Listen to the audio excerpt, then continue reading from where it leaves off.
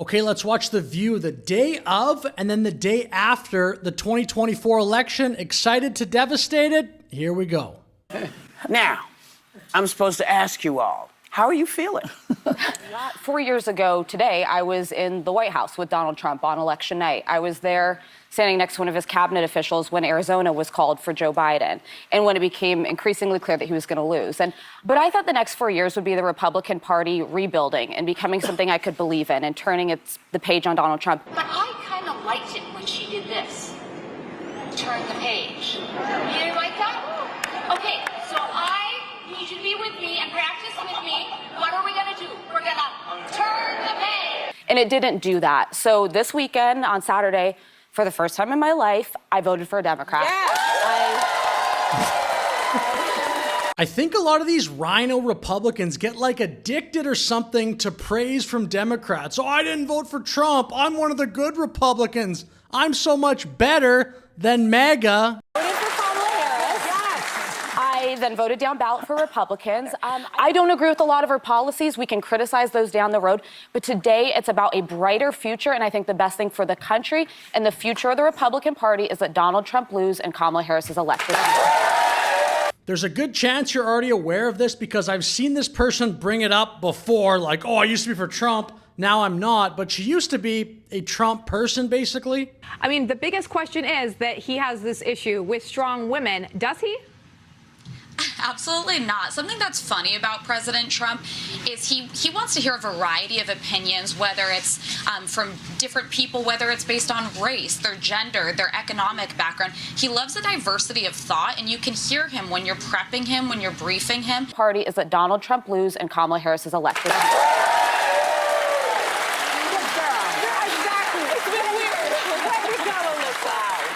Yeah, Joy Behar said, good girl. I think I heard someone else say, way to go. Again, I think these rhino, never Trump Republicans get like addicted to this. The attention they get from Democrats. It's just so weird. I tell you, I have never voted for a Democrat. But this year, I am proudly casting my vote for Vice President Kamala Harris.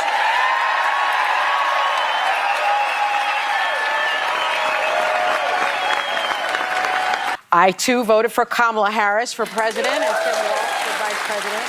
I actually was in Pennsylvania on Sunday because pundits are saying that Pennsylvania is a make-or-break state. Whoever wins that state is likely to win the election. Here's where it stands right now. Donald Trump out in front, difference of 188,000 votes, 95% of the vote in Pennsylvania, and that goes in the Donald Trump column. And I was very encouraged by what I saw, especially in Allentown, Pennsylvania, with the majority of Puerto Ricans, Latinos. They are going to take the trash out today. Harris is getting in Pennsylvania 58% of the Latino vote, again, 6% of the electorate, to Donald Trump's 41%. That's a 17-point advantage. But 4 years ago, Biden beat Trump with Latinos in Pennsylvania by 42 points. So that is a huge movement for Trump in narrowing that gap. And affected by the comedian that was sanctioned and vetted by the Trump campaign, calling the island, garbage. And I will say that. Was he? What? I have no idea who he is. Somebody said there was a comedian that joked about Puerto Rico or something, and I have no idea who he is. Never saw him, never heard of him, and don't want to hear of him. But I have no idea. They put a comedian in, which everybody does. You throw comedians in. You don't vet them and go crazy. It's nobody's fault. I saw the Harris campaign's ground game in front of me. There were about 20 people in a room that had knocked on 112,000 doors for her. All Latino, all predominantly Spanish-speaking. And when I asked them why they were Latino, how did that work? How did the knocking on the doors? Hello, can I get a minute of your time? Here's some pamphlet that we think you'll like. But the vaunted ground game, it turns out that people knocking on other people's doors doesn't get them to do what you want them to do. Is that going to work? Like in 2028, will there even be a big push for ground game? Probably, but does it even work at all? But I think the vice president has earned everyone's vote. I think that she has done the job, her flawless campaign. She has left it all on the field, and I am rooting for her. All right.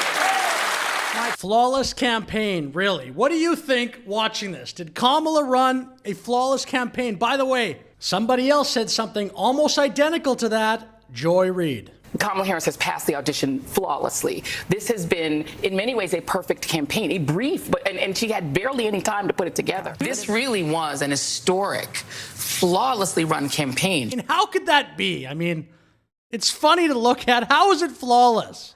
Just one thing. Remember when Melania, be best. Be best. Oh, that's right. Remember that? Ancient history. Yeah.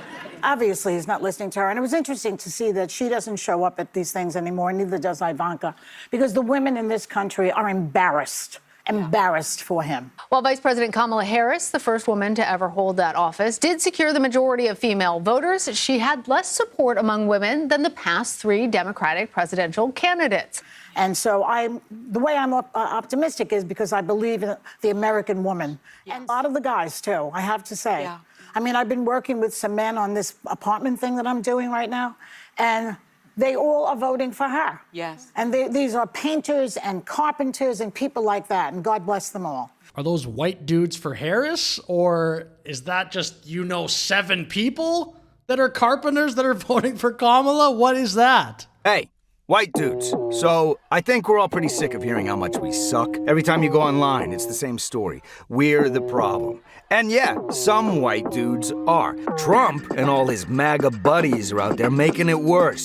I think that is a big move for you as someone who's been a Republican your whole life from a Republican family.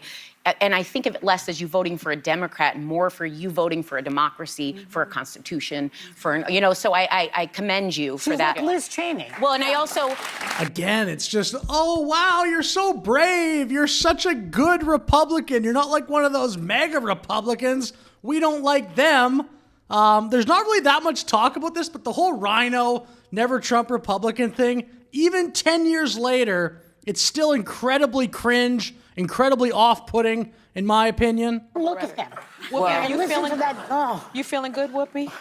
I'm feeling, listen. The funny thing about this is The View used to like Donald Trump. Joe Rogan brought it up. And you got introduced as our friend Donald Trump. That's right. Whoopi Goldberg gives you a big hug and a kiss. Joy Behar gives you a big hug.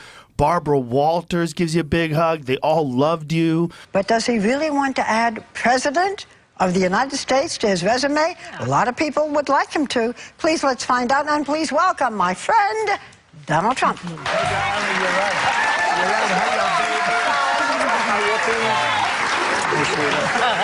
We're so happy to have you. Whenever you're on with us, we're very happy. We love it. But now they're just so anti-Trump. Like, there's a lot of anti-Trump shows, but The View's probably in the top 5 of all the shows there is. Definitely top 10. And let's see what happened once everybody voted.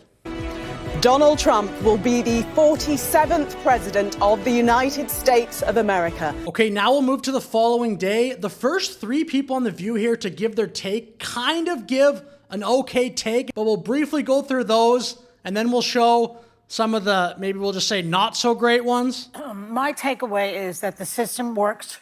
We live in a democracy. Mm-hmm. People spoke.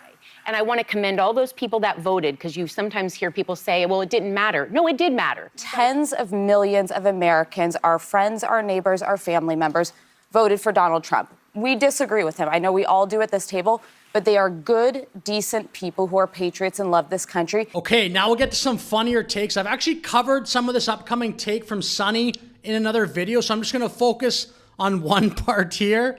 A very funny part, though. I'm surprised at the result, but I'm not surprised. As a woman of color, I was so hopeful that a mixed-race woman married to a Jewish guy could be elected president of this country. Mm-hmm. And I think that it had nothing to do with policy. I think this was a referendum of cultural resentment in this country. Well, that is such a wild statement. Nothing to do with policy. It's something that you can't even believe that a thing like this could. I looked at that big monster cargo plane yesterday with people grabbing the side and trying to get flown out of Afghanistan. U.S. border officials encountered the highest number of illegal immigrants at the U.S.-Mexico border to date, upending all other records that the Biden administration has set over the past 3 years. Inflation broke another 40-year record high last month. Ukraine woke to explosions around the capital, Kiev. Think about this. She did this in 2 months. Yeah, no. She did this in 2 months. It was actually over 3 months. Maybe one could think it was 2 months because she waited way too long to do her first interview. Madam Vice President, Governor Walz, thank you so much for sitting down with me and bringing the bus. The bus tour is well underway here in Georgia. She should have done this. She should have done this. She did what she did. She was everywhere. She talked to everybody, and people didn't come out. I don't know why. She wasn't everywhere. There was one glaring omission from Kamala's campaign schedule. I think we all know what it was. But she had an opportunity to come here when she was in Texas, and I literally gave them an open invitation. I said, anytime. I said, if she's done at 10 o'clock, we'll come back here at 10 o'clock. I go, I'll do it at 9 in the morning. I'll do it at 10 p.m. I'll do it at midnight. So with that said, I'm going to finish the video here. I also have an announcement. I'm going to sell coffee mugs. There's a 2016 Excited to Devastated coffee mug, as well as one for 2024. You can see there's some pictures of that. I'll also just be talking about them probably the next few videos, just a little bit at the end. I'm not going to be like talking about them all the time, but one other thing I want to say, I'm Canadian. I think people are aware of that. I see comments, stuff like that. I used to talk more about Trudeau too. I still sometimes do, I guess, but not as much lately. I mean, he's not even the prime minister anymore. But yeah, I'm Canadian. So if you don't want to buy the mug because of whatever reason, just don't buy the mug. It's all good. I'm gonna keep talking about MAGA and keep talking about Trump, though. It's my favorite political movement by far. It's the only movement, MAGA, that I've ever felt any pull towards, any sort of identify with the MAGA movement for sure. So I'm going to keep talking about it no matter what and talk about Trump. But just so you know, but yeah, I'd love for you to buy the mugs if you want to support the channel. But with that said, thank you very much for watching. As always, like and subscribe, leave a comment. I thank you for your continued support and have a great day.